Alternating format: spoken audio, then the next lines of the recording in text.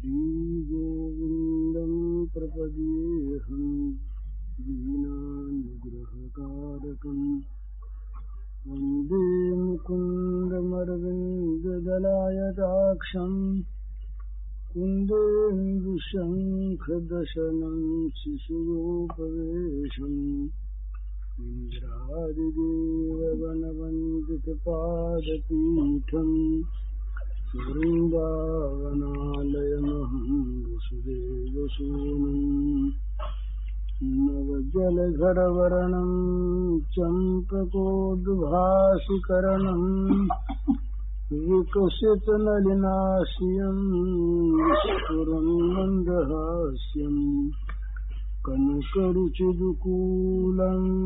चारुबर्हावचूलम् कमपि निखिलसारं नौमि गोपीकुमारम्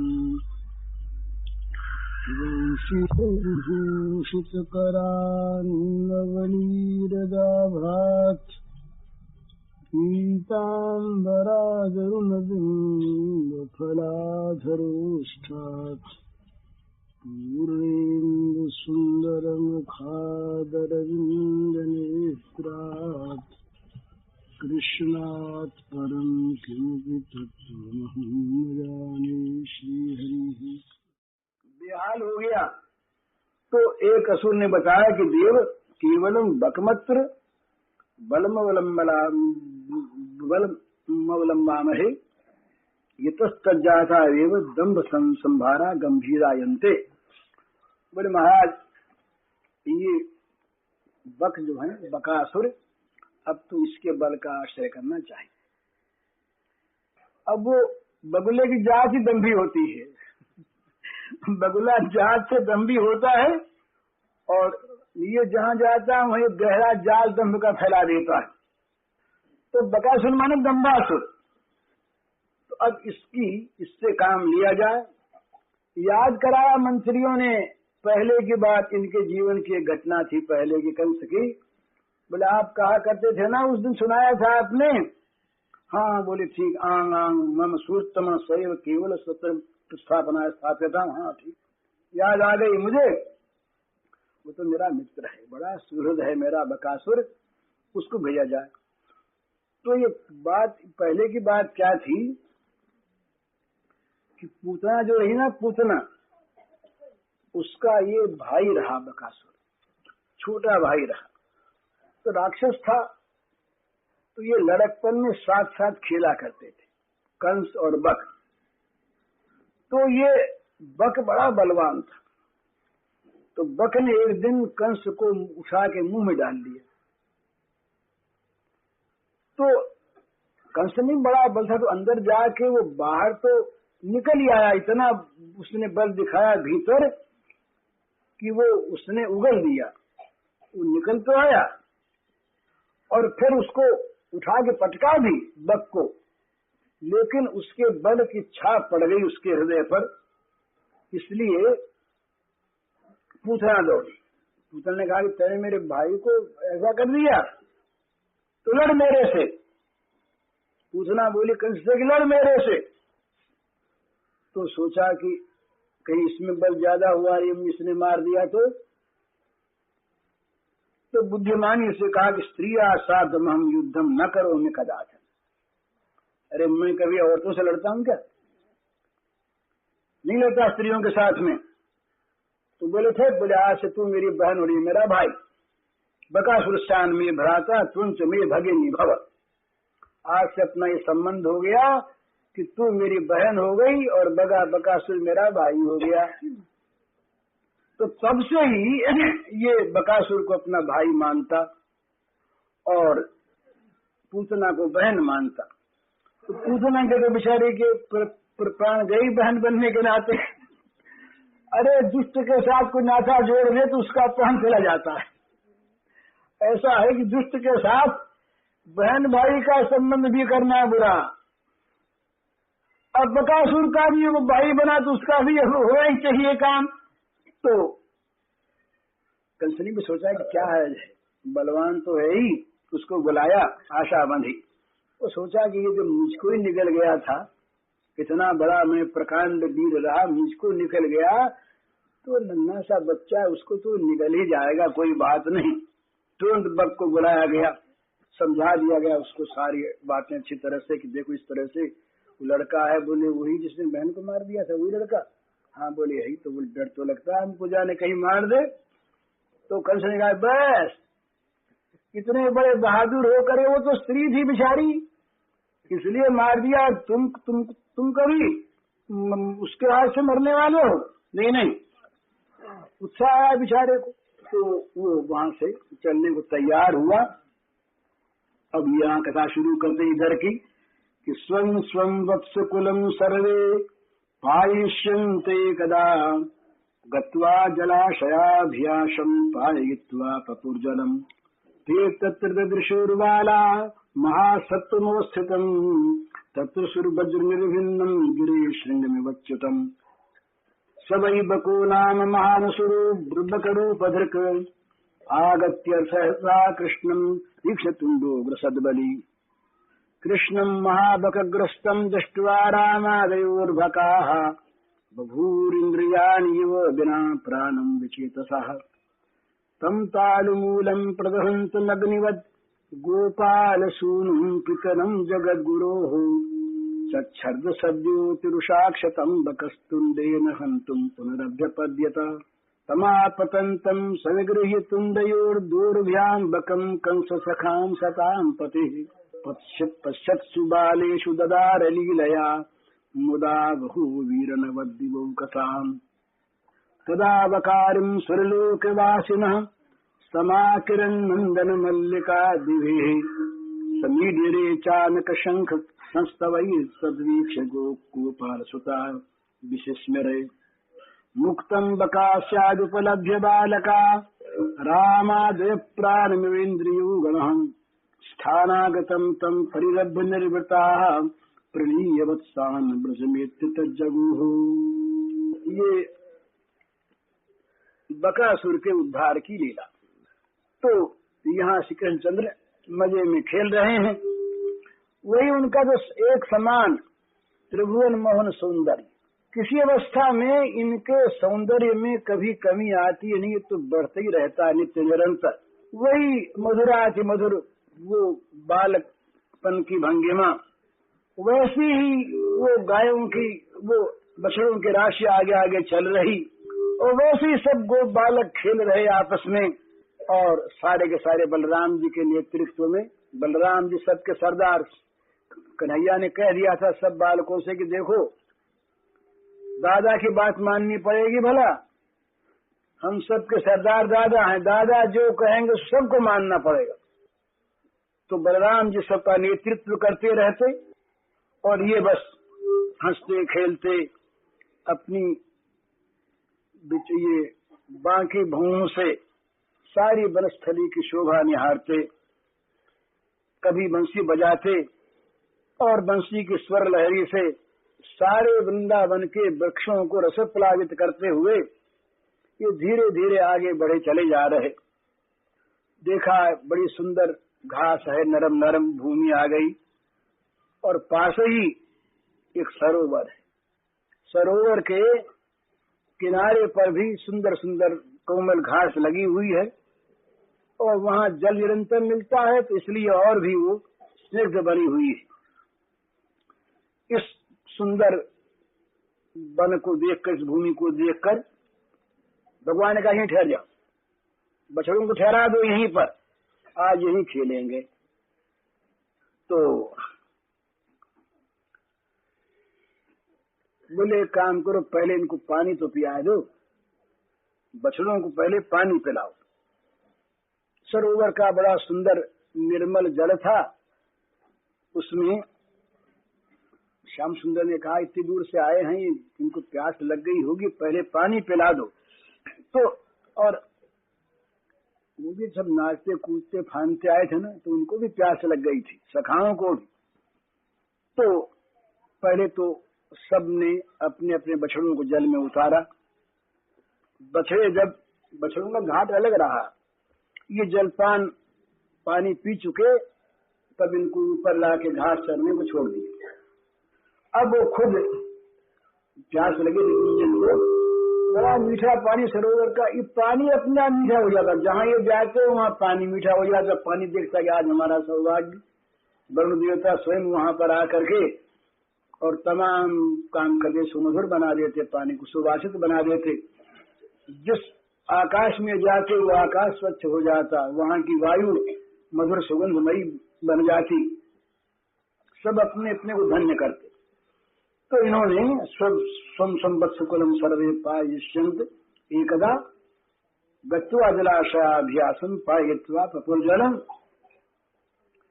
इन सब ने बछड़ों को पानी पिलाया एक दिन, और फिर स्वयं पानी वानी पीने लगे। उनको इतने में ये बाहर आ गए, बाहर आके लगे खेलने, दौड़ने लगे इधर उधर। इसी समय देखा कि एक बड़ा भारी विशाल जंतु वहां पर बैठा है, बड़ा सफेद सफेद उज्ज्वल वर्ण, और बड़ा भारी, छोटा सा पक्षी नहीं था, बड़ा भारी विशाल। तेतत ददुषुर बाला महासतम अवस्थितम। देखा कोई बड़ा भारी जीव बैठा है यहाँ पर। तो बालक निर्णय नहीं कर सके कि ये क्या है।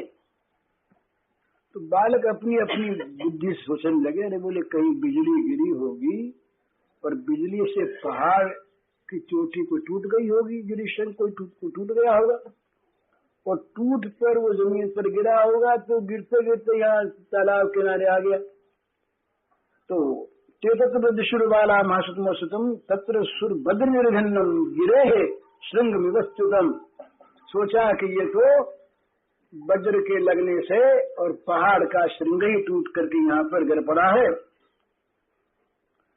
तो असल में सुखदेव जी कहते हैं कि वो पहाड़ वहाड़ नहीं था, सबई बको नाम महान स्वरूप बक रूप धृत। ये तो बगुले का रूप धारे हुए महान असुर रहा। तो कुछ बच्चे आगे बढ़े जो जरा बड़े उम्र के थे। दाऊ जी ने कहा चलो देखो तो ये आगे बढ़े और देखा तो ये है तो बगुला, और बड़ा विशाल काय है, बड़ी भारी भारी उसकी काया है, और उसने चोंच खोल रखे, मुंह बाहर रखा है। वो तो बैठा था ना ताक में कि आगे इधर तो चट से हवा से खींच लें अंदर और मुंह बंद कर लें, मुंह बंद करके अंदर ही अंदर समाप्त कर दें। तो उन विचारों के प्राण सूख गए। उन्होंने देखा रे राम राम, ये तो मुंह बाए बैठा है। उनको क्या दिखाई दिया कि मानो ये जमीन को उखाड़ कर ऊपर ले जाने के लिए और नीचे की चोंच को इसने लगा रखा जमीन पर और ऊपर की चोंच को उठा रखा आकाश में। मानो धरती को चोंच से उठा करके उखाड़ करके स्वर्ग में ले जाएगा ये। और मानो ये एक ही साथ देवता दैत्य मानव सारे जीवों के प्राण खींचने के लिए ये मानो सदाशी लेकर के और काल देवता ही आ गया है यहाँ पर। देव धनुज मनुजाज सकल जीव जीवना कर्षणाय विततायत महासंगशम विवृत्त स्थित इव काल पुरुषा। ऐसा समझा उन लोगों ने। तो गोप बालक भगे, सब डर करके भगे, और प्राण प्रियतम सखा उनको तो डर लगता तो श्री कृष्ण की शरण में जाते और कुछ काम होता तो वहीं जाते, दूसरे के तो उनकी आंख है नहीं। मरना उनके चरणों में, जीना उनके लिए, सारा का सारा श्री श्याम सुंदर के सिवा कुछ नहीं। तो उनके प्राणाधार मित्र रहे श्याम सुंदर, तो भग करके उनकी तरफ चले। श्री कृष्ण भी उस बक की ओर देख रहे थे और अपने दो एक मित्रों से कह रहे थे, आकारात पक्षी तुल्य स्यात् व्यापारा न च पक्षीवत बक किम नवक साक्षात कूटवत स्थिति दीक्षते। अरे भैया देखो तो सही, ये दिखता तो है आकार से, आकृति से तो पक्षी सा लगता है, लेकिन इसकी चेष्टा जब हम देखते हैं तो ये पक्षी किसी लगती नहीं है। तो ये नवक वक माने नवक वक, ये बक नहीं है, बगुला नहीं है, बकासुर है। बक किम नवक साक्षात कूटवत स्थिति दीक्षते। भाई ये कोई नई जात का बगला है, नवक बक है, नई जात का बगला है कोई। ये हम लोगों ने जो बगले देखे छोटे छोटे देखे, नई जात का बगला, इसी से ये पहाड़ सा कूटवट, ये पहाड़ सा मालूम होता है और असल में है बगला ही। तो सब इतनी ही तमाम गोप सखा आ गई, सब ने आकर के चारों ओर से भगवान श्री कृष्ण को घेर लिया और सब डरे हुए थे, बोले अरे भैया कन्हैया देख ये पक्षी नहीं है, सखे नायन पक्षी, अपितु सकलामेव नो गिलित इव कतारंभेन गुरुतर दंभेन केनापि बकाकृतिना दानवे नहीं भवितव्यम तदितः पलायनमेवास्माकं पथ्यम। बोले भैया कन्हैया ये तो पक्षी, तो तू कहता पक्षी वक्षी नहीं है, ये तो हम सबको निगल जाना चाहता है, निगल जाएगा सबको, ये भाग चलो। दूसरे बोले बड़ी जोर से, जल्दी से बोले, अरे बोले देखते नहीं है, देखते नहीं हो तुम, भागोगे कैसे, भागने को जगह कहाँ रहेगी, तुम देखते नहीं। कैलाश शिखर शिखरित रागी सैरादपि दीर्घ दीर्घ तरा चंच दस्य कथम पलायनमपि, अरे देखते नहीं तुम, ये कैलाश पर्वत के शिखर किससे भी बड़ा इसका शरीर, और ये कितना लंबा इसका ये चोंच, चोंच देखो ना तुम, इसकी चोंच से भागो कैसे, जिधर जाओगे चोंच फैला के ले लेगा। अब तो साहब सब डर गए, बोले भैया तब तो भागने को भी जगह नहीं रही, तो अब क्या करें, अब तो तुम ही बचाओ, अब बस और कोई उपाय दिखा नहीं। तो श्री कृष्ण श्याम सुंदर के मधुर मधुर अधरों पर मृदु हास्य की रेखा छा गई और झरने लगा, उससे वो सुधा बिंदु झरने लगे। अब उनके मुखमंडल का जो सौंदर्य था, माधुरी लावण्य, वो मानो निखर उठा। अब सखा तो सब ये देख करके मत हो गए, भूल गए बगुले को थोड़ी देर के लिए, देख करके वो हंसता हुआ श्रीमुख और ये सब वो हंसने लगे, इनके भी ओठों पर हंसी आ गई, आनंद में भर गए। वो श्रीमुख को देख करके भय कहाँ रहता, इतने में ये बोले कि नाशंक नियम, डरना मत भैया, अभी देखो सब ठीक करते हैं। तो वो सब जानते हैं कौन है, क्या करने आया है, क्या करते हैं, पर इनके मुख कमल पर, मुंह पर ऐसा भाव इन्होंने बनाए रखा है, मुग्ध भाव, मानो इस बक पक्षी के संबंध में इनको कोई ज्ञान ही नहीं। बोले देखो ना अभी हम जाते हैं ना, तो जैसे छोटा सा बच्चा सरल भाव से कहे देखो मैं जाता हूँ ना, मैं ठीक कर दूंगा अभी उसको, तुम डरो मत, इस प्रकार वो बकासुर की चोंच की तरफ जाने लगे।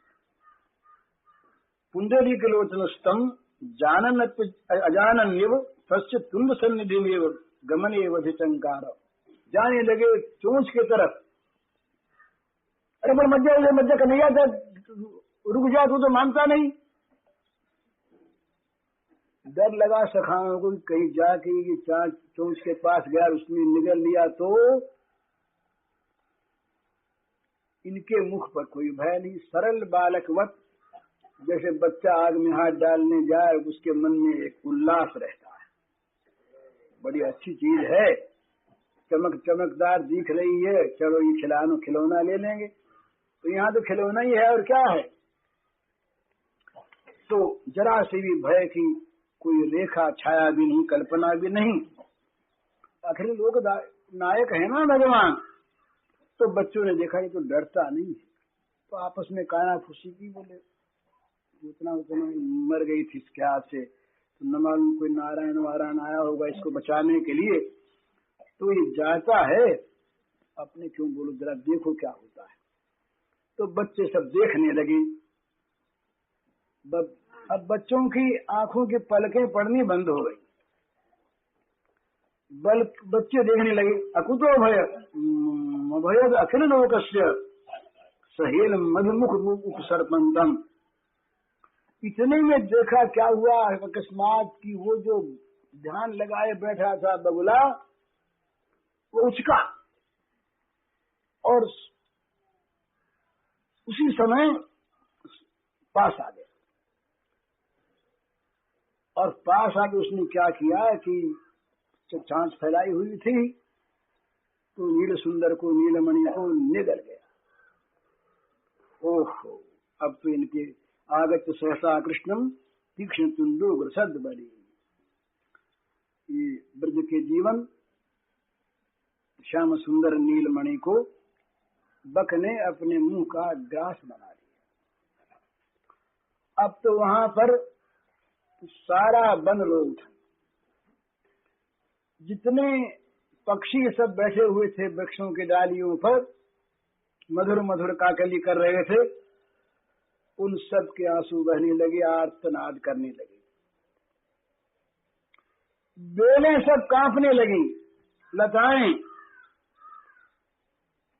वन के जो मृग रहे हरिण, ये सब करुण चीत्कार करने लगे, बंदर रोने लगे और अंतरिक्ष में सुनाई दिया, देवता ने सबने क्रंदन आरंभ कर दिया। और बेचारे ये गोप बालक, इनकी तो वही दशा हो गई जैसे प्राण निकल जाने पर इंद्रियों की होती है। कृष्ण महाबकग्रस्तम दृष्ट्वा रामादेवोर्भकाः बभूरिंद्रियाणीव बिना प्राणम विचेतसः। जैसे प्राण निकल जाने पर इंद्रियों की दशा होती है, सब के सब इंद्रियां निश्चेष्ट हो जाती हैं, इसी प्रकार जब श्री श्याम सुंदर सबके प्राण स्वरूप जब ये बकासुर के मुंह में समा गए तो दाऊ जी और गोप शिशु सब के सब इनमें फिर रखा ही क्या था। प्राण निकल गए तो निष्प्राण शरीर में जैसे इंद्रियां होती हैं, इंद्रियों के गोलक कुछ काम नहीं करते। आंख जो की तो दिखती है पर दिखाई नहीं देता, कान के गोलक दिखते हैं पर सुनाई नहीं देता। इस प्रकार सारे गोप बालक बेहोश हो गए, चेतना शून्य हो गए। जब ब्रक गसु कुंवर नंदलाल बल समेत सब ब्रज के बाल, भय विचेतन तेतन ऐसे प्राण बिना इंद्रिय गण जैसे। लेकिन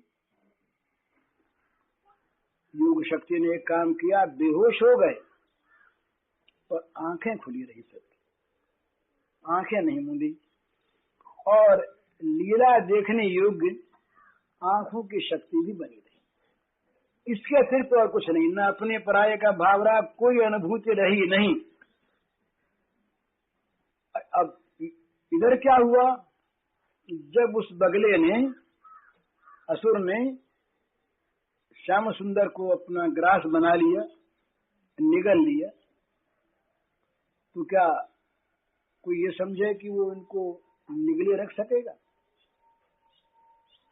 जिनके एक अंश की अभिव्यक्ति से, और अभिव्यक्ति क्या, अभिव्यक्ति के एक एक रोम में असंख्य ब्रह्मांड धूल के कण के समान विलीन हो जाते हैं, जो जगत की रचना करने वाले की भी रचना करने वाले हैं, उन भगवान को, उन ऐश्वर्यमय भगवान को ये नन्हा सा असुर अपने पेट में रख सके, ये क्या कभी होने की बात है? ये भी एक लीला रसास्वादन की पद्धति है, ये भी एक नवीन शैली है। भगवान अपनी लीला रसास्वाद करते हैं। तो वहां भी खेलने गए हैं। उस राक्षस के उदर में भी ये, वहां भी इनका रंगमंच है। वो पेट भी खेलने की जगह है, क्रीड़ा भूमि है। तो इसीलिए वहां खेलने के मन में आ गई, बाहर खेलते, भीतर खेलने, भीतर दूसरा कौन खेलता है? अरे हम सबके पेट में भी कौन खेलता है? तो आज वो स्वयं उस असुर के पेट में खेलने के लिए चले गए।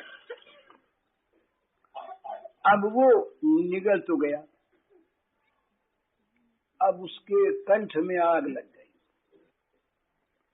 जलने लगा उसका तालू, जलने लगा उसका कंठ। अब ये उल्टी बात तो वहां लीला शक्ति की बात है।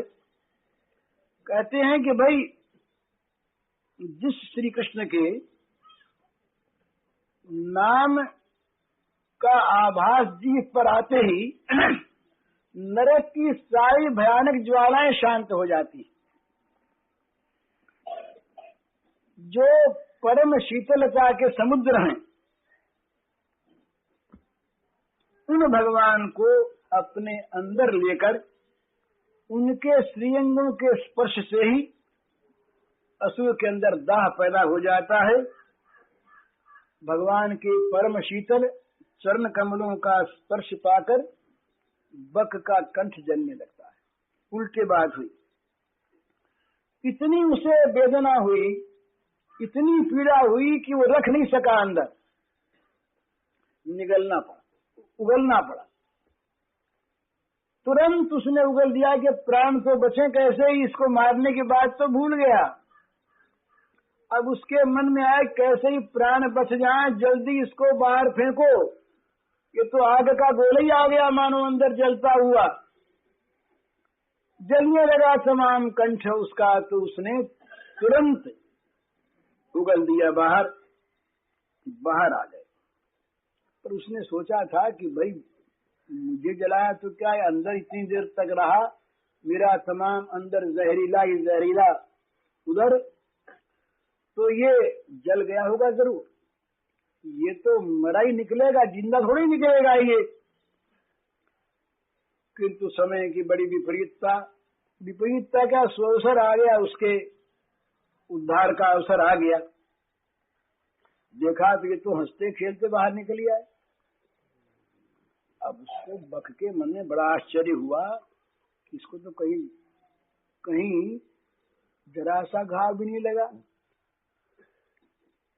वो तो जैसा का तैसा ज्यों का त्यों अक्षत आ गया।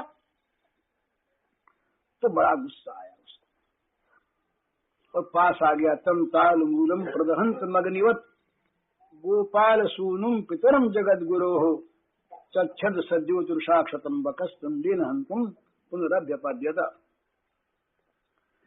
जब वो बाहर भगवान निकले और उनको देखा कहीं कोई खरोंच भी नहीं लगी। अब बालक देख रहे थे ना, दृष्टि शक्ति थी उनकी, आंख नहीं मुदी थी, तो देखा कि आ गया कन्हैया तो बाहर, और देखा कि तो हंस रहा है खड़ा खड़ा, तो बस वो ज्ञान शक्ति वापस लौट आई उनकी। सब के सब चेतन हो गए और सबके मुंह पर हंसी छा गई। अब खेल का अगला अंश, तो भगवान ने देखा कि अब विलंब करना ठीक नहीं, तो समीप आ गए। और समीप आके क्या किया उन्होंने, तो कि दोनों चांचों को पकड़ लिया, दोनों भाग के ऊपर का नीचे का, कि दोनों को नन्हे नन्हे को कर कमल रहे भगवान के, पर उसके लिए तो भीषण यमराज के करों से भी अधिक भयानक बन गए। उसके लिए उसको बड़े विशाल दिखे। इधर ये बच्चे देखते कि ये कन्हैया क्या कर रहा है, ये चांच पकड़ रहा, कहीं फिर निकल गया तो बच्चों को तो डर हुआ, पर इन्हें तो कोई डर वर नहीं, इन्हें तो अपनी लीला करनी। और उसको मालूम हुआ कि ये तो मानो चोंच यमराज नहीं, पकड़ यूं हिलाता है कि छोड़ दे कहीं, पर अब क्या छूटे। पकड़ लिए दोनों हिस्से नंदलाल ने, और क्षण भर भी नहीं लगा, यूं पकड़ के यूं चीर दिया जैसे तिनका चीर देते हैं।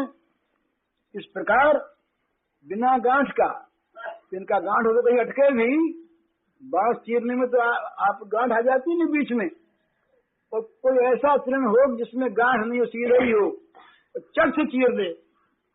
तमापतंतम सनिगह्य तुंडयोर दूरभ्याम बकम कंस सखम सताम पते पश्यत्सु बालेषु ददार लीलया मुदा हो वीरन वद्यो कसा। प्रभु लीला आसक्त में लख शिशु दुखी अपार, कर कमलन सो चोंच गई करे फका द्वे फार। अब भगवान ने तुरंत ही वो तृण की तरह से दोनों चोंचों को दे करके चीर डाला। अब तो महाराज देवताओं के प्राणों में प्राण आ गए। देवता इतने डर गए थे, मूर्छित होकर पड़े थे बेचारे कि ये निगल गया, ये अब तो बड़ी बुरी चीज हो गई। देवता लोगों ने पहले ही जान ये विश्वास होता था, पहले से उन्होंने बड़े फूल इकट्ठे कर रखे थे। तमाम नंदन कानन के हजारों हजारों पुष्प उन्होंने रख छोड़े थे अपने अपने विमानों में। अब वो आनंद में झूम झूम करके और नए नए वो तो तदा बकारिम सुरलोकवासिनः समाकिरन मंदन मल्लिका दिवी समीडिरे चानक शंख संस्तवै तद्वीक्ष गोपाल सुता विशेष में। सुखदेव जी कहते हैं कि वो नंदन कानन से ये मल्लिका, जूथी, मालती, चंपक, नागेश्वर, बेला इत्यादि वहाँ दिव्य ये देवताओं के दिव्य नंदन कानन के फूलों को लेकर के और वो श्रीनंदन के श्री अंगों पर बरसाने लगे। सारी वनस्थली, सारी वन भूमि वो देवलोक के देव सुगंध से संपन्न फूलों से ढक गई। फिर मैंने सारी वनस्थली में फूलों का बिछौना हो गया, बिस्तर बन गया फूलों का। और देवताओं ने कहा कि बजाओ आज तो अब धुंदुबी बजे। तो वहां पर धुंदुबी बजने लगी, नगारे बजने लगे, शंख बजने लगे और देवता लोग सुंदर सुंदर स्तव पाठ करने लगे। सारा अंतरिक्ष ये देवताओं के मधुर गान निनाद से, वाद्य की ध्वनि से तमाम भर गया। बार बार देवता लोगों के मन में तो आज भाप ही नहीं, और बरसा दें थोड़ा सा फूल। बोले हम नए लेकर के आए और बरसावें। अब फूल लावे और बरसावें, लावे और बरसावें। और स्तुति करते करते अघावें कितनी स्तुति करें उसकी। नए नए नए भावों का उदय, देवता सब जानने वाले, और इनके गुणों का पार नहीं। अनंत के स्तवन का अंत कैसे आवे? अनंत के रूप का अनंत नहीं, अनंत के गुणों का अंत नहीं, और उनके स्तवन का अंत नहीं। तो देवता मधुमंगल ने कहा, मधुमंगल बोले कि देखो तो सबसे क्या हो रहा ऊपर में, ये फूल आ रहे ऊपर से, देखो हम देख रहे हैं। वो देखो ना विमान बहुत से हैं, हवाई जहाज बड़े बढ़िया बढ़िया, और उनमें तमाम ये देखो ये देवताओं की देवियां बैठी हैं और ये देवता बैठे हैं, ये तमाम फूल बरसा रहे हैं, ऊपर से बरसा रहे हैं। वो सुनते नहीं, वे गा भी रहे हैं। बोले बाजे तो सुने हमने, पर बाजे वहां बजते हैं क्या? बच्चों ने कहा वहां बजते हैं। तो अब बड़ा सुंदर वहां का समारोह हो गया। तमाम बच्चे ये देख सुन करके तद्वीक्ष गोपाल सुता विशेष मेरे, सबको आश्चर्य हो गया। सब अत्यंत विस्मय में डूब गए। पर अब देवताओं के गान वाद्य की और कितनी देर तक ये देखें? अब तो उनको सबसे ज्यादा तो इस बात की प्रसन्नता है कि ये हमारा कन्हैया बकासुर के मुंह में से निकल गया, मार दिया वार दिया, ये बात तो गौण है। ये हमारा प्यारा मित्र, और ये देखो ना इसका कितना बड़ा मुंह था, चांच फैलाए हुए, और इसके मुंह से ये निकल गया। जैसे मरे हुए शरीर में प्राण लौट आवे, इसी प्रकार इनमें पहले ज्ञान शक्ति है, क्रिया शक्ति का भी संचार हो गया। अब इनका रोम रोम प्रफुल्लित हो गया, सभी उठे और दौड़ दौड़ करके अपने गले लगा लिया, बांध लिया भुजपाश में। उसने देखा हमने बांधा, उसने देखा हमने बांधा, ये सबके बंध गए, सबके गले लग गए, सबके छाती से चिपट गए। एक ही साथ ऐश्वर्य ने काम किया। अब महाराज उनके सुख का कोई ठिकाना नहीं, उनके सुख का कोई ठिकाना नहीं। वे मुक्तम बकास्याद उपलब्ध बालका रामादय प्राणमिंद्रियुगुण स्थानागतम निर्वृता प्रप्रणीय वत्साम भूमित तक जगू। अब इनके प्राण आ गए, और ये अब इनमें जब कोई दुख के बाद सुख आता है तो वो सुख बहुत प्यारा रहता है। जो सुख में सुख आता रहता है वो सुख भी वहां का दूसरा है। वहां किसी भी सुख से कभी चित्त उबता नहीं, नित्य नया सुख ही दिखता है वहां पर। ये हमारे सुख में, विषय सुख में और प्रेम सुख में ये बड़ा अंतर है। विषय सुख बार बार मिलता रहे तो मन उसकी तरफ आकर्षित नहीं होता। हमारे मन में किसी विषय की चाह हो और वो न मिले तब तक बड़ी उत्कंठा रहती है, और मिलने के बाद कुछ समय तक उसमें मन बड़ा रमता है, बड़ा प्रिय मालूम होता है। पर वो चीज अगर हमेशा पास रह गई तो फिर उसकी उपेक्षा होती है, उसकी तरफ मन खिंचता नहीं। चाहे वो चीज पहले कितनी प्रलोभन की रही हो, कितनी लुभाने वाली रही हो, मिलने के बाद कुछ दिनों में उसकी उपेक्षा हो जाती है। ये प्रेम राज्य में नहीं होता। प्रेम राज्य में कभी भी प्रेमास्पद का कुछ भी पुराना होता ही नहीं। ये प्रेम राज्य का नियम है। जहाँ पर विशुद्ध प्रेम है वहाँ पर अनुराग की सामग्री का सौंदर्य कभी भी घटता नहीं, निरंतर बढ़ता रहता है, अवस्था कुछ भी बदल जाए। तो वहाँ ये बात थी नहीं। तथापि ये लोक दृष्टि में कहने के लिए सुख में सुख आता है तो उसकी कोई परवाह नहीं होती, पर भयानक दुख के बाद जब सुख आता है तो वो सुख बड़ा प्रिय मालूम होता है। तो बड़ा दुख हुआ था जब ये श्री कृष्ण को निकल गया राक्षस, तो बड़ा दुख हुआ कि अब तो हम मारे गए, प्राण कंठागत ही नहीं आए, प्राण निकल से गए।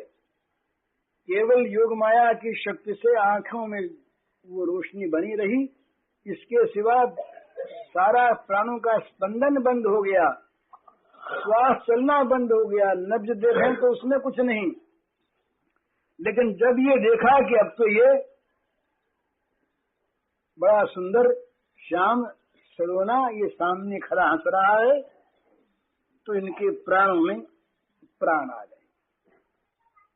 दैत्य का क्या हुआ? तो कहते हैं कि बस उसके संबंध में कुछ पूछना है क्या? वो तो अनादि जो भव प्रवाह था उसके लिए उसके बहुत दूर निकल गया, वो प्रवाह कहीं पीछे रह गया, उसके लिए रहा नहीं। उसमें से ज्योति निकली और श्री कृष्ण में समा गई। तदा मृत दैत्यस्य ज्योति कृष्णे समाविशत। उसके अंदर से एक ज्योति निकली और वो भगवान के अंगों में समा गई। तो पूछते हैं कि भाई ये था कौन? ये जो वत्सा, ये जो बकासुर रहा, ये कैसे बका? ये तो सौभाग्य मिलना मुश्किल है ना। ये भगवान के हाथ से जिसका इस प्रकार से मरण हो, इसका भी कोई इतिहास होता है। तो ये जिज्ञासा पैदा हुई कि भाई ये था क्या?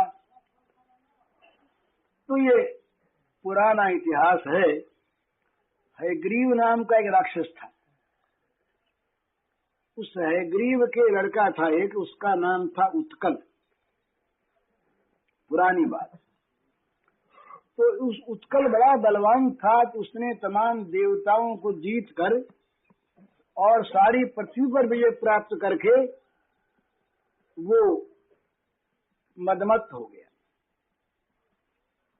भगवान के भक्त किसी भी विजय की प्राप्ति से मदमत्त नहीं होते, उनकी भक्ति भगवान में बढ़ती है कि ये भगवान ने कार्य किया। और जो विषयी लोग हैं वे वहां पर अपनी सफलता, अपनी बुद्धिमत्ता मानकर बल गर्वित हो जाते हैं। तो वो असुर रहा। असुर में और देवता में यही अंतर है। आसुरी और दैवी संपत्ति यही अंतर। असुर अभिमानी होता है और भक्त दीन होता है। वो भगवान के चरणाश्रित होता है, वो भोगाश्रित होता है। तो उसके मन में बड़ा गर्व हो गया, दुर्मदांध। तो वो जहां तहां घूमने लगा। अब उत्पात करने के हमने ऋषियों को जाके छेड़े। ऋषियों के आश्रमों पर जा, वो बेचारे निरीह, किसी से बोले नहीं, किसी के बीच में विघ्न डाले नहीं, कुछ करें करावे नहीं, और उनसे जाके छेड़खानी करे। पर ऋषि बड़े वो संयमी, क्रोध नहीं उनको, क्षमा परायण, बोले नहीं। पर कहीं तो आखिर जब बहुत करने लगे कुछ हो ही जाता, होता उसके मंगल के लिए ये। तो जहां पर ये सागर का संगम है, वहां पर जाजली मुनि की एक कुटिया रही, घास की कुटिया, और बड़ी सुंदर वहां पर शोभा रही। तो वहां पर एक सरोवर रहा और समुद्र भी पास संगम था, उसमें मछलियां रहती थी, बहुत मछली बहुत रही। तो जो असुर होते हैं ना, उनको जीवों को दुख में दुख देने में, हिंसा करने में, और उनको दुखी देखकर सुख होता है। जानबूझ करके बिना मतलब किसी पक्षी को, किसी मक्खी को पकड़ लेते हैं और पकड़ के उसको बांध देते हैं और मजा आता है। बिना मतलब मछलियां बेचारी जल में घूम रही हैं, खेल रही हैं, और बंसी डाल के उनको पकड़ लिया, पकड़ के उनके तो प्राण जा रहे हैं और यहाँ खुशी हो रही है। तो ये जो था असुर उत्कल, इसने वहां वो ऋषि के आश्रम के समीप निर्भीक सब पशु पक्षी वहां पर रहते हैं, जीव जंतु सब, तो मछलियां निर्भय होकर के खेल रही थी। इसने वहां पर बार बार वो बंसी फेंकी और खींच खींच करके मछलियों को बाहर निकालने लगा। इसको हत्या में रस आ रहा। ऋषि ने देखा कि चले गई उधर आंख। तो ऋषि ने कहा, भैया देखो, ये साधुओं की कुटिया है, और यहाँ पर रहने वाले जीव जंतु जो हैं वो सब के सब निर्भय रहते हैं, तुम इनमें भय मत पैदा करो, तुम्हें क्या मिलेगा, तुम जाओ यहाँ से। नहीं माना। बोले, कौन तुम बोलने वाले हो, बड़े साधु बन के आए हो, सब हमने देखा है, सब ऐसे बदमाश लोग कुटिया उटिया बांध के बैठ जाते हैं। फिर मुनि ने समझाया, हाथ जोड़े, बोले भैया देखो, हम तुम्हारा कोई अनिष्ट नहीं करते, लेकिन तुम इनको सताओ मत, तुम जीवों को मत सताओ। नहीं माना। बोले अब तो और निकालेंगे, करो जो करना हो सो कर लो, हम तो नहीं मानते, और करेंगे। तो माना नहीं। तो जाजली के नेत्रों में जरा रोष आ गया, मन में आया कि तू बगुला सा मालूम होता है, तो कहा तू मानता नहीं, जा बगुला हो जा। बस जहां मुंह से निकला ऋषि जाजली के बगुला हो जा, तो उसका राक्षस कुछ समय बगुला हो गया। अब नशा उतरा। दुख में नशा उतरता है, सुख में तो समझता है कि मेरे समान कौन, ईश्वरो हम भोगी सिद्धो हम बलवान सुखी, हम ही तो भगवान है, और कौन भगवान, ऐसा आदमी कह देता। नशा उतरा तो मन में करुणा आई। अभिमान जहां गया वहीं दैन्य आया। मुनि के चरणों पर गिर पड़ा, महाराज बड़ी भूल हुई, बड़ा अपराध हो गया आपके आश्रम पर आकर के, और मैंने बड़ी उद्दंडता की। ऋषि बोले, भाई हम तो तुमको मना रहे थे, खुशामद कर रहे थे, भैया मत करो पाप, मत करो पाप, तुम माने ही नहीं। तो उसने कहा, मैं मानता कैसे, मेरे में तो महाराज मद छा रहा था। मैं तो उस समय अपने अभिमान में प्रमत्त था कि कौन ऋषि होता है, कौन भगवान होता है, कौन मेरा क्या कर सकता है, मैं बलवान हूँ। तो बोले, भोगो भैया बलवान, अब मेरे तो मुंह से निकल गई बात, बोले तो बनो गई। तो बोले, महाराज फिर कैसे हमारा उद्धार भी हो।